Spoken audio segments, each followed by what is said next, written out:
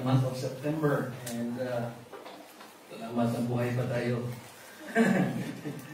We praise the Lord for the privilege that we can exhort each other today, not only through words of encouragement or probably some warm, loving pats on the shoulder, but your presence with us this morning would mean a lot to encourage us in the work of the Lord, especially in this worship service. Our study this morning is entitled A Compassion That God Notices, or to translate it in Tagalog, habag na napapansin ng Diyos. Beloved brothers and sisters, it matters that we show compassion in the midst of a world that is indifferent and apathetic. As we look around us, and even as we read a while ago in this story, most of the people in the palace of King Zedekiah were apathetic and indifferent. But there was one person, a person whom we expect the least to show compassion. There was one person who was compassionate towards Jeremiah, and that compassion was noticed by God. And later on, it was rewarded by God. That is the story that we would be looking at this morning. Pray with me, please, and we will ask for God's blessing. Our hearts out to you, dear God. Each one of us have concerns and cares that are too heavy for us to handle and carry. But you have promised in your word, you have exhorted us to cast, to throw our cares upon you. You are waiting to catch it, to take it from us. You are willing to carry it for us because you care. That promise alone reminds us that you are our compassionate God. We thank you, dear God, for the experiences you allow us to have every day, despite the challenges, despite the difficulties, crises, trials. You are there to support us. Your compassion takes action to strengthen us, to give us peace and joy in our hearts. This morning, dear God, we come to you, each one of us, bringing particular baggages in mind, in our emotions, in our physical bodies, even in our souls. Help us with these burdens, O God. Carry this for us, at least for this moment, at least for this hour, that we will not be distracted as we worship you. Oh, may we be able to forget about ourselves and to just focus on you alone this morning. We pray that you grant us your favor and give us guidance in our worship service today. We do not know how to do this. We are simply instructed to worship you in spirit and in truth. But we cannot place you in a box, and we cannot limit you, Lord, in the way we worship you. But today, grant us spiritual power and wisdom, that the way that we worship you would truly be God-pleasing. pleasant before your eyes, an acceptable worship sacrifice that we can give to you today. We remember those who are going through religious persecution because of their faith in the Lord Jesus Christ. Some of them were deprived of liberty. They were thrown in prison. Some of them are experiencing physical pain and torture as their captors regularly hurt them. Some of them are being forced to do inhumane things to themselves or to other people under duress. We pray, dear God, that you strengthen them. We pray that you will hold their hearts, that they will not turn their backs on you despite the pressure being forced on them every moment of every day. Heaven will truly be waiting for them if it is your will for them to die as martyrs, modern day martyrs. But we remember them today. We pray that you will strengthen their faith. Hold their hand, Lord, as they go through suffering. Comfort their hearts as they see their loved ones killed, as they see their houses burned, as they see their wives raped, their children murdered. Strengthen their hearts. Help them to be like Stephen,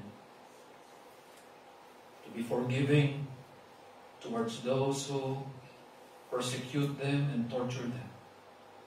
In the end, we know heaven will be waiting.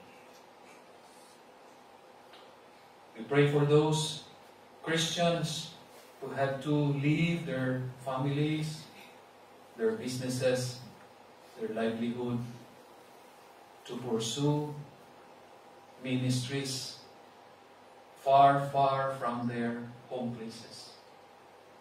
We remember them today. We can just imagine how difficult it is to live in another place amid another culture and language. We remember them today. Pray that you will bless their ministry endeavors, dear God. At times when they feel that they are alone and that no one notices, we pray that you remind us to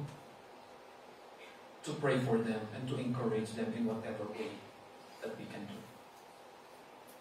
This is one way of showing compassion in the midst of an indifferent, apathetic world.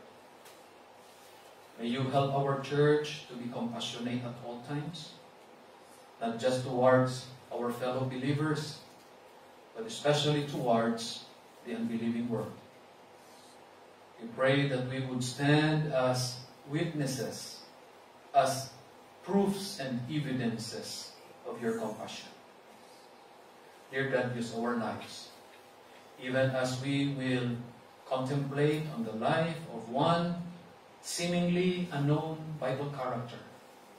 We pray that you will use the life of Ebed-Melech to encourage us and to motivate us to be compassionate as well. We commit this time of study.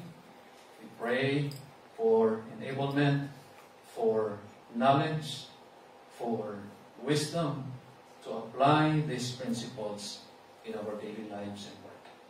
Be with us now in Jesus' name. Amen.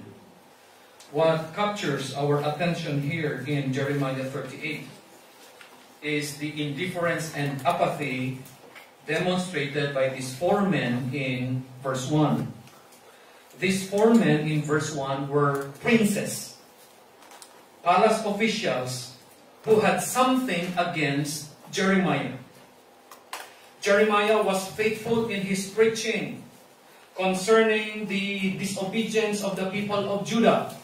And part of his message was this, and it was recorded in verse 2, that the city will die by the sword in the hands of the Babylonians because of their idolatry. Now, the four princes in verse 1 went to the king and told the king, King, Jeremiah should die because the soldiers, their morale is getting low, and the people, they are now weakened to resist the enemy. And so King Zedekiah decided to leave the matter of whether Jeremiah would live or die in the hands of these four princes. And here we see in verse 5, he relinquished his authority to these four men at sinabihan niya yung apat, kayo nang bahala sa propeta. Now, what these four did was to command that Jeremiah be lowered in a cistern. I want to show you a picture of what a cistern is. A cistern is an ancient system of storing water. Palestine, in ancient times and even in these modern times, most of Israel is desert. The people rely on rainwater for their daily use. Cisterns look like this. Balon na malalim. Usually, it is shaped like a bell. May lieg. This is the mouth. May lieg. And then, this part here, made of limestone. It is carved out of limestone. On rainy days, on rainy times, this becomes filled with rainwater. Okay. The depth of cisterns is about 15 meters. 50 feet. Kalahati sa building na ito.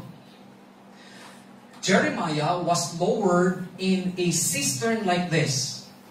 We were told dito, by the time that Jeremiah was lowered down into this, there was no water, but it was full of mud. At sabi dito, when Jeremiah was lowered into it, he immediately sunk into the mud.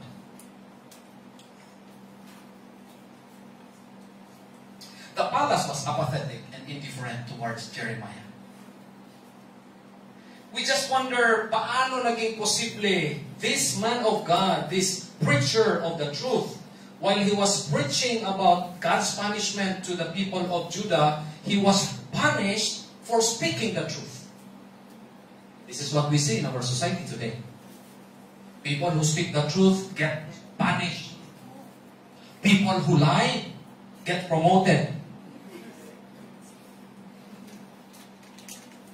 Yung mga nagsasabi ng totoo, pulubin. Yung mga nagsasabi ng sinungaling, milyonaryo. May posisyon pa. Now, Ebed-Melech is our Bible character to study this morning. He was mentioned there in verse 7 as an Ethiopian. Therefore, he was African. Therefore, ang kulay ng kanyang pala ay dark. Ebed-Melech, his name meant servant of the king. Ibig sabihin, it was not a proper name like Eden or Analu. It was not a proper name. It was more of a title. Ebed-Melech, Ebed is servant, Melech is king. It is more of a title. Ebed-Melech means servant of the king.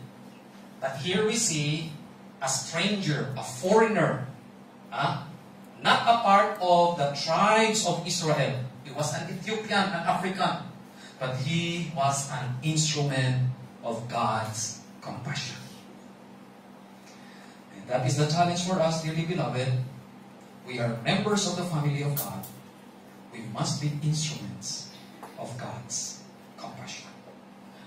Let me summarize this sermon by saying, we can choose to do the right thing out of compassion and be confident that God will notice it. You do acts of compassion and you can be sure mapapansin ng Diyos yung iyong habag na ipapakita sa ibang mga tao. Every day, your act of compassion, your word of compassion will be noticed by God and He will reward it eventually. 3 things I want to share with you this morning. Tatlong practical lang na mga principles. And I pray that God will use this to enable us to be compassionate people. Number 1, compassion must be coupled with courage in order for us to make the right response. We have learned several Sundays ago what is compassion. Compassion is not just the feeling of sympathy. It is the act of showing care and sympathy. It is demonstrating tangible actions of love and care. Hindi lang ito pakiramdam. It is a response to a particular need, and we demonstrate our response by showing acts of love. But we need courage as well for us to show compassion. Now, 2 things. First, we must have the courage to pursue justice and to love kindness. You look around you. This world is becoming more and more unjust. So much so that this is not safe to live in anymore. Sa bagay, mas okay pa rin dito sa Hong Kong. Pwede ka maglakad alas 12 ng hating gabi, okay pa, safe pa. You cannot do that in the Philippines. If you are a parent, at mag-text yung anak mo, "Ma, pauwi na ako 11 ng gabi," you will never be at peace until he or she texts you again, "Ma, nakarating na ako." Doon ka palang makakahinga. The world is getting unjust every day. But in the midst of an unjust world, in the midst of an unloving and unkind world, God calls us, His people, to love justice and to love kindness. But it takes courage. Now, tingnan natin sa Bible. Sabi sa verse 9, "My Lord the King," here is Ebed-Melech appearing before King Zedekiah. Ito yung sabi niya, "My Lord the King, these men have done evil in all that they have done to Jeremiah the prophet." Mahal na hari, these 4 princes serving you, they are unjust when they said that Jeremiah should die because he was preaching the truth. Walang ibang tao na nag-defend kay Jeremiah except this stranger. Dearly beloved, we are reminded from God's Word na we need to defend each other because that is part of what God requires from us. Let me show you a verse. In Micah 6:8, it says, "He has told you, O man, what is good." And what is that? The Lord requires of you to do justice, to love kindness, and to walk with humility with your God. These are the 3 things that God requires from each one of us. For as long as we do not pursue justice in the world, God will never be satisfied with us. For as long as we will not love kindness, God will never be happy with us. For as long as we remain proud in our hearts, God will never be glorified. This is what God requires of us. And Ebed-Melech knew this. And he realized this, and we must realize this too. We need to be courageous if we want to be compassionate. Mga kapatid, I bring your mind back last Wednesday, September 18. We were there. We saw people, marami. We felt compassion. But I hope you will agree with me that without courage, we will fail to approach these people and to share the gospel to them if we do not have courage. Alam natin they are going to hell. But if we do not have courage, we will never be able to hand out tracts or to share the gospel to them. Courage is necessary. But not only that, we must also have the courage to take risks in bringing restoration. This is what I love most about Ebed-Melech. He knew that Jeremiah was there inside the cistern. And as long as Jeremiah was there, he would not be able to do the ministry of God. Paano siya mag-preach na nandoon siya sa balon, malalim? 50 feet ang lalim. Paano siya makapaglingkod sa Panginoon? Ebed-Melech realized this. And he went to the king. Look at verse 8. Look at verse 8. Ebed-Melech went forth. Alam ba ninyo what is the meaning of the phrase went forth? He rushed. That is the meaning. He rushed out of the palace and went to the king. He did not delay in going to the king. Nagmadali talaga siya. Out of compassion, he took risk because he wanted to restore Jeremiah to his ministry. Mga kapatid, let us be compassionate first towards each other as Christians, as believers. It is not God's purpose for us to just sit every Sunday on the church chairs. God wants each one of us to participate actively in every ministry that God gives us. Pero minsan, ang iba sa atin needs restoration before they engage and participate actively in the ministry. Anong dapat natin gawin? We need to reach out and to be willing to restore our brethren para maging active sila sa paglilingkod sa Diyos. The ministry here at CBBMC is not designed for just a few. It is for all. And we must all actively take part. That is part of compassion. We need to have courage. Okay? Darating ang panahon, probably, sana hindi lang, pero probably, baka mangyari. Darating ang panahon, nang baka may madisiplina sa church members, gagamitin natin yung 5 keywords na napag-aralan natin kanina. Confront. Ikalawa? Correct. And then? Remove. And then? Reconcile. And then? Restore. Restore. So that everybody can take part. Let us be courageous to take the risk. Even though probably ikaw lang ang tatayo sa katotohanan, be courageous and say, kapatid, I want to see you actively involved again in the work of the ministry. And I will help you na makabalik ka sa gawain ng Panginoon. That is compassion, but it should be coupled with courage. Number 2. Pindot ko ito kanina. Bumalik lang. Ngayon ba? Kopyahin ninyo muna. And then number 2, punta tayo sa number 2. Must include tangible care if it is to fully benefit others. Compassion must include tangible care.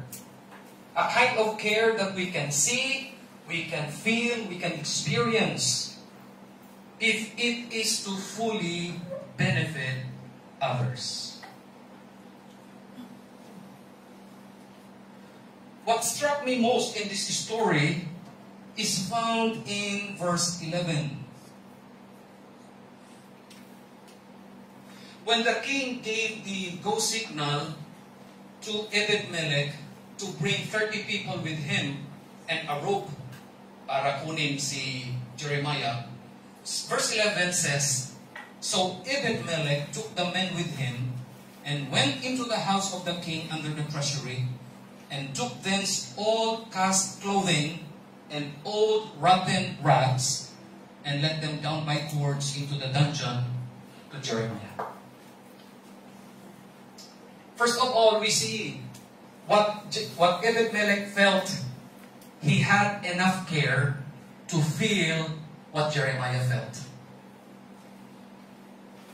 To be compassionate, therefore, dearly beloved, is to have the same feelings as the one who is suffering.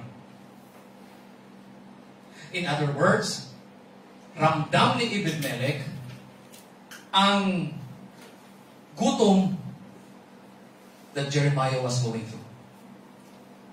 In fact, sabi ni Ebed-Melech sa kay King Zedekiah, there was no more bread in the city and Jeremiah is hungry. Ramdam ni Ebed-Melech yun. Ebed-Melech felt the cold mud embracing Jeremiah.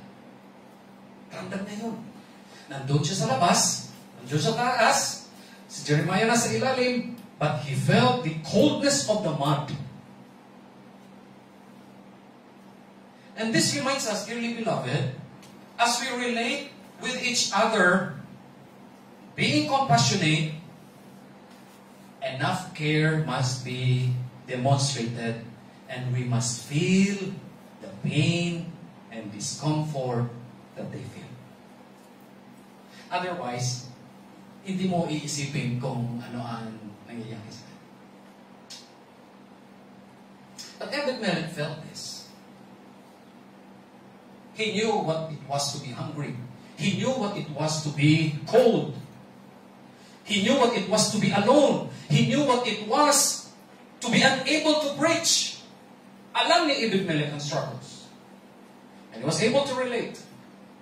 And that spurred him into action para tulungan niya si Jeremiah. I was talking to a dear sister early before we started our Sunday school. May sakit ang anak niya. I told the sister, I felt what you felt, being away from your dear daughter. Hindi ko magawa yun eh. Isang tawag lang ni JC na umiiyak sa akin, nabuksan ko yung alkansiya ko. Binili ko ng ticket para makauwi to take care of JC for a few days. Hindi ko kaya. Hindi ko kaya. Masabihin mo, matapang ako, hindi. Isang iyak lang ni JC. Mahirap. Nataawa ko kay mama. JC, nandiyan ako bukas. Tinignan ko yung alkansiya ko, kulang. Sige lang. I can relate. And we should relate. We should relate. Because when we do, as we pray for our dear brothers and sisters, may paparating natin sa kanila na talagang ramdam natin kung ano ang nararamdaman. Have enough care to feel the pain of others. But secondly, equally important is we must turn our caring feelings into caring actions. At dito na, I should illustrate this. Before Ebed-Melech went to the cistern, he detoured first doon sa stockroom ng palasyo, verse 11. And he looked for old clothing and rotten rags, sabi sa verse 11.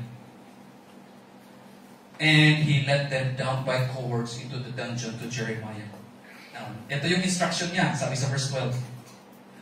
And Ebed-Melech the Ethiopian said unto Jeremiah, Put now these old cast clothes and rotten rags under thine armholes under the cords.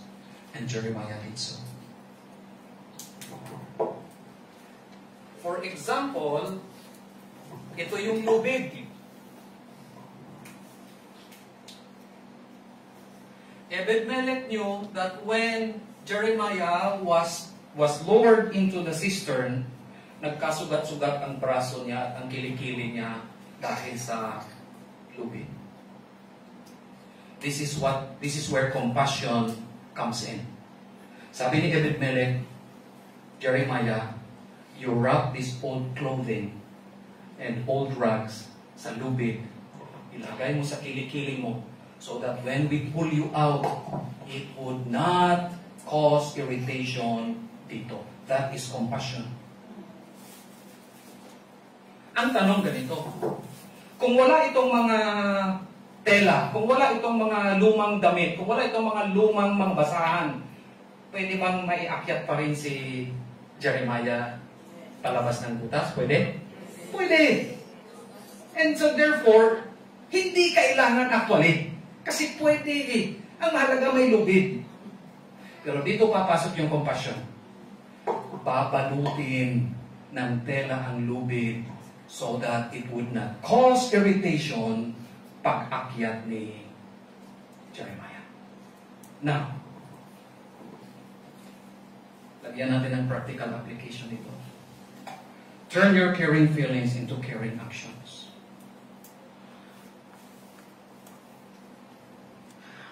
Paano mo babalutin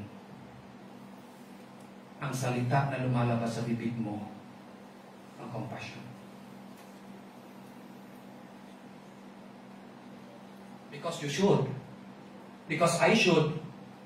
We should wrap every word that comes out of our mouth, we should wrap it with compassion.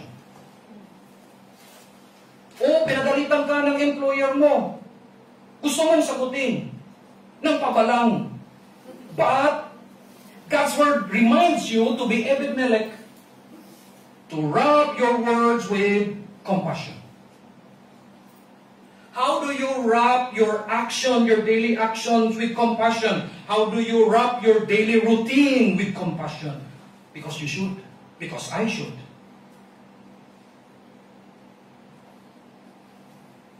Nag-prepare ka nga ng pagkain, pero there is an element of disrespect paglagay mo sa, paghapag mo sa mesa. Ma'am.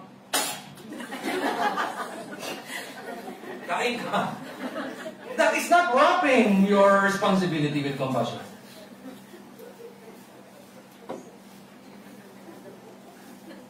Diba? Diba? These are practical things. But these are very important. Why? Because we represent the Lord Jesus Christ wherever He places us.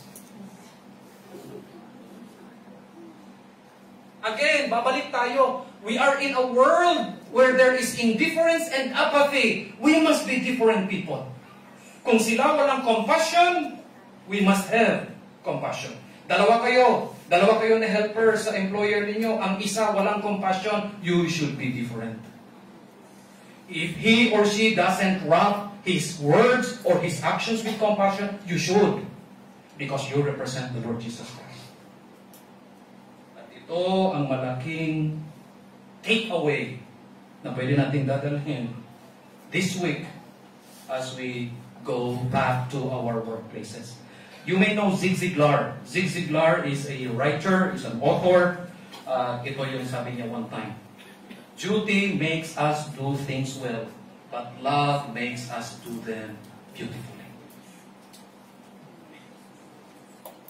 There is this choice of whether you should do things well or do things beautifully. The key word is love or compassion.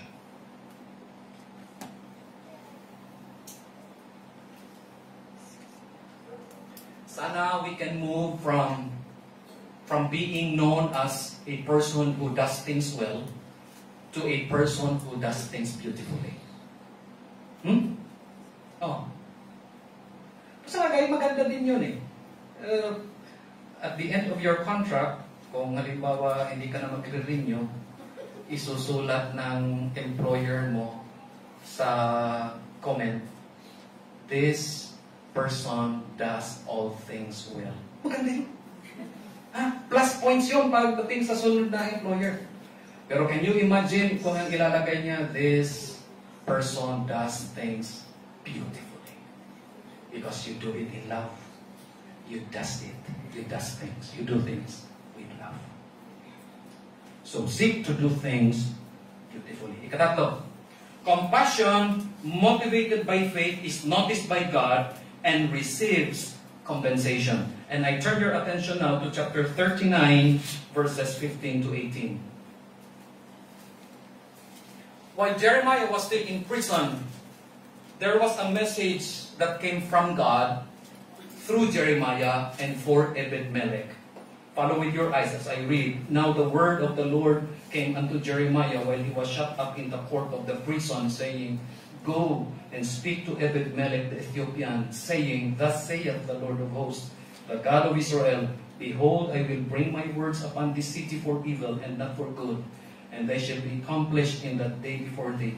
But I will deliver thee in that day, saith the Lord, and thou shalt not be given into the hand of the men of whom thou art afraid. I like verse 18. For I will surely deliver thee, and thou shalt not fall by the sword, and I will give you your life as a reward. Yan ang ibig sabihin ng thy life shall be for a prey unto thee.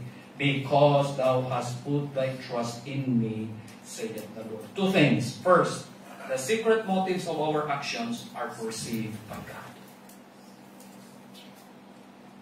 Every word that we say, every action that we do, there is always a motive behind it. Conscious man tayo or unconscious, pero may motive sa likod ng bawat salita at bawat action. You know what? Sabi ng salita ng Diyos, God knows everything behind it. God knows. Alam ng Diyos na yung ipinakita mo, alam niya kung genuine yung compassion mo or pakitang tao. Alam niya. Yung word na ibinigay mo as an encouragement, alam ng Diyos kung yun ay definitely for the purpose of strengthening the weak brother or sister or para mag-look good ka lang. Alam ng Diyos yun. And so what grasps our minds here, dearly beloved, is we are reminded that behind every actions we do, there are motives that could be secret, but God takes notice. Very clear, sabi dito ng Diyos kay Jeremiah para kay Ebed-Melech, tell him, behind what he did to you, I knew. Alam mo. Mga kapatid, there is only one audience in our daily lives. We do not do anything, we do not say anything to impress others. We don't. Our goal is to impress God. Isa lang ang audience natin. Isa lang. Secondly, God will never forget anyone who loves Him and does acts of love for His name. I like this. This verse 18, I really love this word. I will surely deliver thee. Thou shalt not fall by the sword. I will give you your life as a reward. How beautiful it is. For every compassionate act we do, for every compassionate word we say, God rewards it with an extension of life. Has it occurred to you, buhay ka ngayon dahil God has rewarded your compassion yesterday? Dahil nagpakita ka ng habag sa ibang tao through action or through words, God noticed, ibinigay niya na reward sa iyo, one more day to live today. And if you will be compassionate today, He will extend your life again tomorrow. Because God will never forget. There is a verse in Hebrews 6, verse 10. It says, "For God is not unjust so as to overlook your work and the love that you have shown for His name in serving the saints, as you still do. That will never forget, nor will He overlook." Ano man ang gagawin mo in the name of God para sa ibang tao, hindi kakalimutan ng Diyos yun. I assure you, He will not. He will not be a debtor. Pag harap mo sa Kanya sa langit palang araw, hindi mo pwede siyang singilin, "Lord, may utang ka sa akin." He will never be a debtor. He will remember everything you do for Him. So be compassionate. Because God takes notice. Okay? Now, dalawang questions lang. Iiwan ko sa inyo. Una, have you already experienced God's compassion drawing you out of the mire? I would want to address this question to our visitors and guests na nandito, na hindi pa nila sigurado yung relationship nila kay Jesus Christ. Naramdaman mo na ba the deliverance that God extends to you?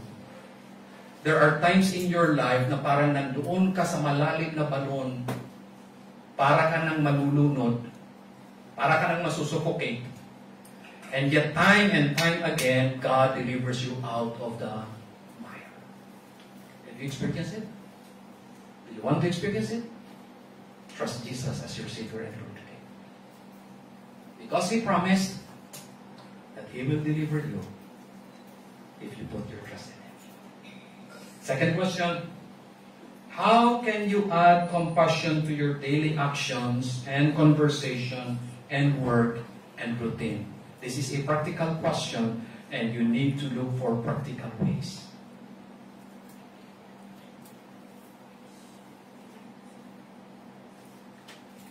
Would a simple "good morning, ma'am, good morning, sir," words of compassion na pwede mong gamitin? Then use it. Minsan, kasi baka kung minsan, halos magbangga na yung mga mukha ninyo, hindi ka nag-good morning. One way of wrapping compassion in your words is through "good morning," "good night," "thank you," "you're welcome," "I'm happy, ma'am, to serve you." Kahit medyo malungkot minsan. But you do it.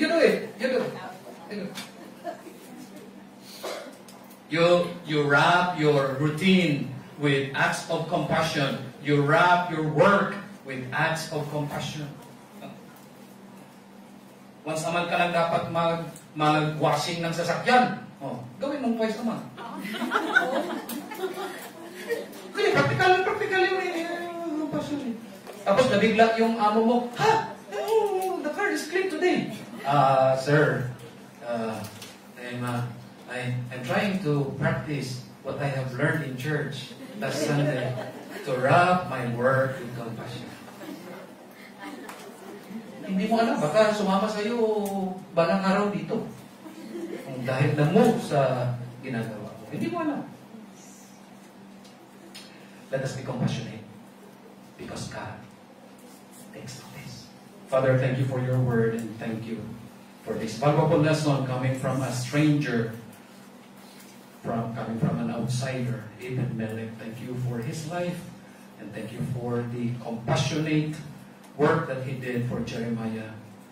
And we ought to learn from him.